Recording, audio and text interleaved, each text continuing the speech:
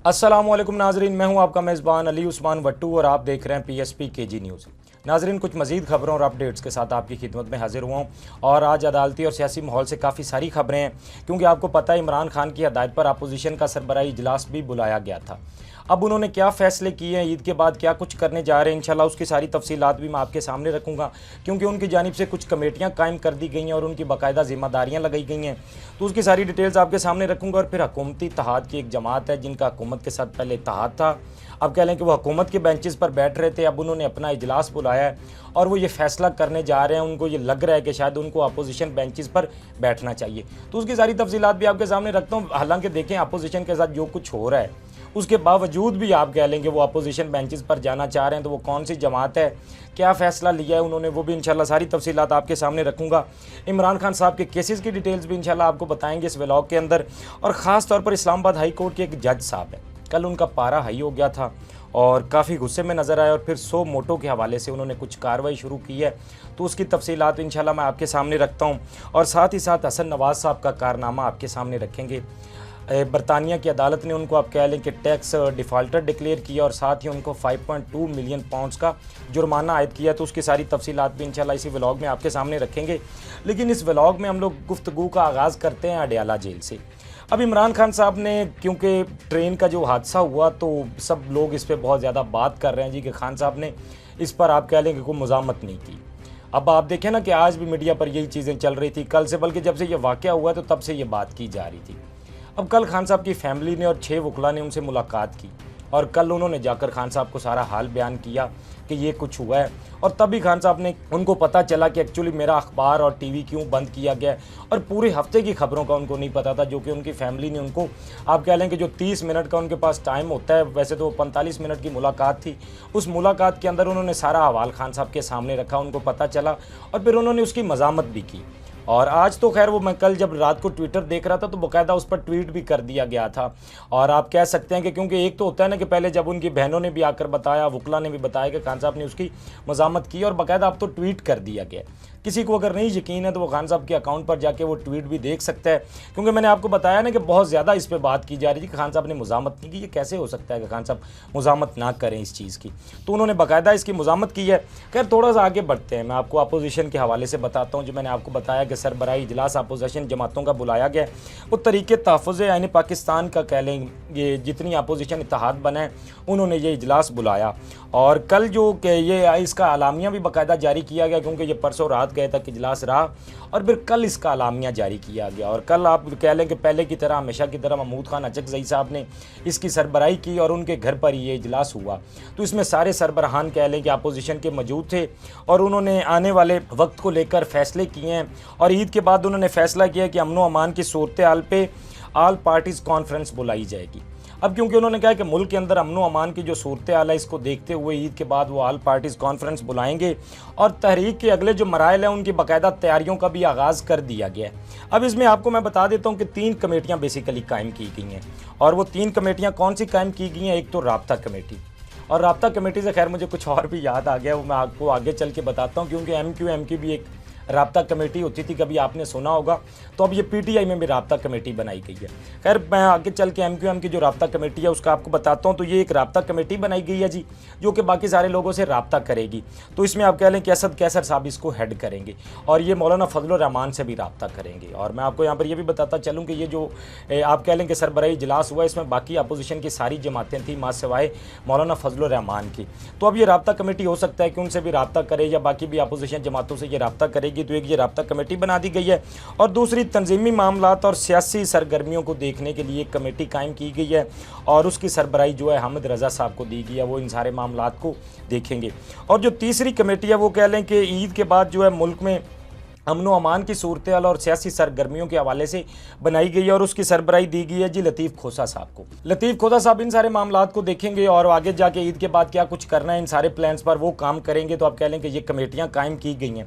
कुछ और भी खैर उनकी जानिब से फैसले किए गए हैं, ये जो तफसीलात थी मैंने आपके सामने रख दी हैं। अच्छा जी, अब हम लोग बात करते हैं थोड़ी सी MQM की, जो मैं आपको बात कर रहा था कि अब MQM की भी राब्ता कमेटी ने अपना इजलास बुला लिया है और इजलास बुलाने की वजह क्या है जी कि उनको ये लगता है कि वो हुकूमती इत्तेहाद अब मज़ीद जो है वो नहीं रख सकते और वो अपोजिशन बेंचेस पर बैठने के लिए ये उन्होंने अपना इजलास बुलाया। या तो वो कहते हैं कि हम आज़ाद हसीयत में वहाँ पर जाके बैठेंगे या कुछ और फैसला करेंगे। बहरहाल उनको लगता है जी कि गवर्नमेंट ने अब तक जितना टाइम हो गया तकरीबन 1.5 साल का, तो गवर्नमेंट ने अपना एक वादा भी पूरा नहीं किया।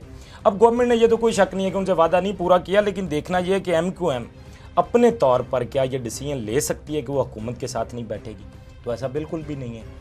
तो आप कह लें कि ये सिर्फ अहम खबरें हैं, या आप कह लें कि कुछ वो हुकूमत से लेना चाह रहे होंगे, तो इसलिए हुकूमत के साथ उन्होंने ये मुतालबा रख दिया जी कि हम हुकूमती इत्तेहाद छोड़ रहे हैं। अतः कि देखा जाए तो कुछ दिन पहले तो उनको वजारतें मिली हैं, अपने वज़ीर बना लिए, वजारतें ले ली, और अब वो कह रहे हैं जी कि हम हुकूमती इत्तेहाद में नहीं बैठेंगे।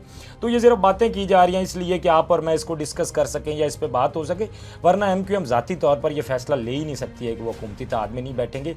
ये उनका अपना डिसीजन हो ही नहीं सकता है। अच्छा जी, MQM के हवाले से तो जो खबर थी वो मैंने आपके सामने रखी। अब थोड़ा सा आगे बढ़ते हैं, इमरान खान साहब के केसेस के हवाले से बात करते हैं।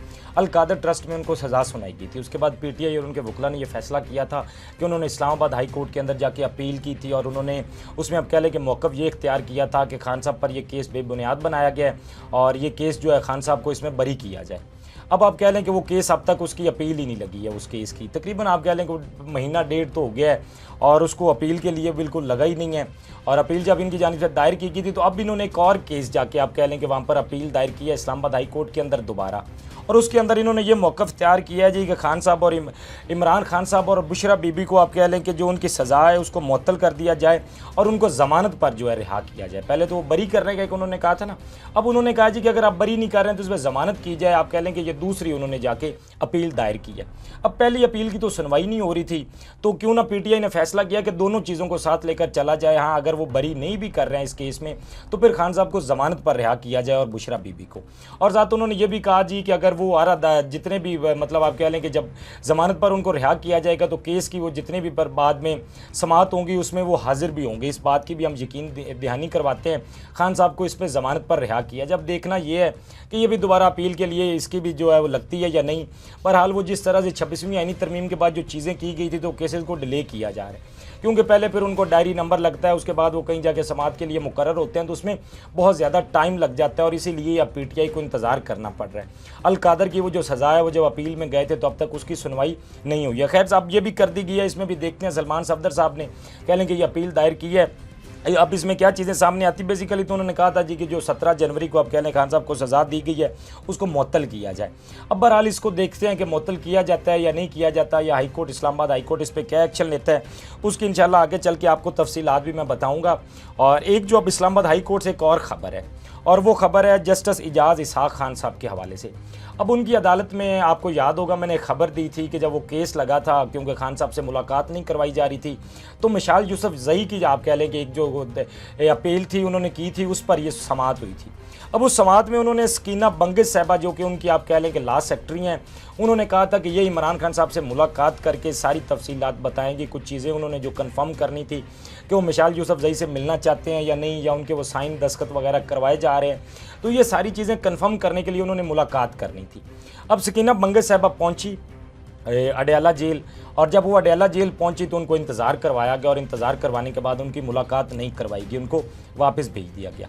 अब अडयाला जेल के सुपरिटेंडेंट उस दिन मौजूद थे अदालत में, उनकी मौजूदगी में ये जज साहब ने बात की थी और उन्होंने यकीन दहानी करवाई थी कि हाँ जी ये मुलाकात हो जाएगी, लेकिन ऐसा नहीं हो सका। और कल फिर जब उसकी दोबारा समाअत होनी थी उस केस की तो जाहिर बात है अब उसमें जज साहब ने सुपरिटेंडेंट अडयाला जेल को तो तलब कर लेना था और हो सकता है कि उन पर तौहीन अदालत की कार्रवाई चलाई जाती, लेकिन जज साहब को पता चला जी कि इस केस की जो कॉज लिस्ट थी मनसूख कर दी गई, अब ये केस उनके पास नहीं रहा। अब उसकी वजह ये बनी थी क्योंकि जब अडयाला जेल के सुपरिटेंडेंट को ये बात पता चली तो उन्होंने इस्लामाबाद हाई कोर्ट के आप कह लें कि जो कायम मकाम चीफ जस्टिस साहब है उनको ये कहा था जी कि आप सारी जितनी भी दरख्वास्तें हैं इनको इकट्ठा एक लार्जर बेंच बना के निपटा दें, जिसकी मैंने आपको कल भी तफसीलात बताई थी। ये इसलिए किया जा रहा है ताकि जो खान साहब से मुलाकात है उसमें एक तो मज़ीद मुश्किलात लाई जाएँ और दूसरा यही चीज़ थी कि शायद हो सकता है कि जस्टिस इजाज़ इसहाक खान साहब इस पर कोई इस तरह की कार्रवाई करे तो इससे पहले इस चीज़ को जो है वो निपटा दिया जाए, तो इसीलिए उसकी कॉज लिस्ट आप कह लें कि उसको मनसूख किया गया। अब आप कह लें कि फिर जब कल जज साहब को पता चला, अदालत पहुंचे तो उनको पता चला कि ये केस उनसे वापस ले लिया गया, तो उन्होंने हाई कोर्ट के जो डिप्टी रजिस्ट्रार हैं जुडिशल को दिन 11 बजे अपनी अदालत के अंदर तलब कर लिया और उन्होंने कहा जी कि ये बताया जाए मुझे कि ये कॉज लिस्ट क्यों मनसूख हुई है। अब एक तो उन्होंने उनसे ये जवाब मांग लिया और साथ ही साथ जज साहब ने जो है एडवोकेट जनरल इस्लामाबाद से कहा, उन्होंने कहा कि जिस तरह ये आपने केस ट्रांसफ़र किया है मेरी अदालत से दूसरी अदालत में, उन्होंने कहा इससे अच्छा था कि आप मेरी अदालत की बुनियादों को बॉम्ब से उड़ा देते। अब ये जज साहब के अल्फाज और उनकी मायूसी देखें और उनको वो गुस्सा देखें कि अगर उन्होंने कहा कि आप मेरी अदालत की बुनियादों में बॉम्ब रख के इसको उड़ा देते कि आपने ये मेरी अदालत से केस दूसरी अदालत में ट्रांसफ़र कर दिया, तो मतलब ये हालात हैं और ये चीज़ें चल रही हैं। और आपको पता है फिर अदलिया के साथ जो कुछ किया जा रहा है, जिस तरह अदलिया को कंट्रोल किया जाता है, तो कोई ना कोई जज अगर कोई इस तरह का फैसला दे तो फिर इस तरह उनसे केसेस वापस लिए जाते हैं और ये सूरत हाल है आजकल अदालतों की। खैर आखिरी खबर मैंने आपको बताया था कि हसन नवाज साहब के हवाले से है। तो अब हसन नवाज साहब को बरतानिया की जो अदालत है उसने एक तो टैक्स डिफ़ाल्टर करार दे दिया है और साथ ही साथ उन पर आप कह लें कि 5.2 मिलियन पाउंड्स का जुर्माना भी आयद किया गया। और रिपोर्ट के मुताबिक हसन नवाज ने 5 अप्रैल 2015 से 6 अप्रैल 2016 तक तकरीबन 54 लाख पाउंड्स का टैक्स अदा नहीं किया था और बरतानवी टैक्स अथॉरिटी ने हसन नवाज पर जुर्माना आयद किया। इस हवाले से बरतानवी हुकूमत ने अपनी सरकारी वेबसाइट पर भी तफसीलात शेयर कर दी हैं। तो मतलब ये इनका हाल है और ये इधर रहते हुए भी टैक्स चोर हैं और दूसरे मुल्कों में भी जाकर ये टैक्स चोर हैं, लेकिन दूसरे मुल्कों में कम से कम अदालतें और कानून मौजूद है और कानून फिर जब हरकत में आता है तो इस तरह के फ़ैसले भी सामने आते हैं। बहरहाल पाकिस्तान के अंदर तो ये मायूसी की हालत है कि यहाँ पर तो अदालतें कभी भी ताकतवर के ख़िलाफ़ एक्शन नहीं लेती हैं और हमेशा उनके हक़ में फ़ैसले आते हैं। कभी एक टाइम था कि जो इनके ख़िलाफ़ सज़ाएँ आई थी फिर हुकूमत में आना और वही सज़ाएँ जो है मुअत्तल हो जाना और उन फैसलों का वापस हो जाना, और आज सारी चीज़ें आपके सामने हैं। बहरहाल लेकिन ये आज की जो तफसीलात है मैंने आपके सामने रखी हैं। अपने फीडबैक से हमें ज़रूर आगाह कीजिएगा। अब तक के लिए इतना ही। अपने मेज़बान को दीजिए इजाज़त। अल्लाह निगहबान। इस तरह की और वीडियोस देखने के लिए सब्सक्राइब कीजिए हमारा चैनल और देखते रहिए PSP KG न्यूज़।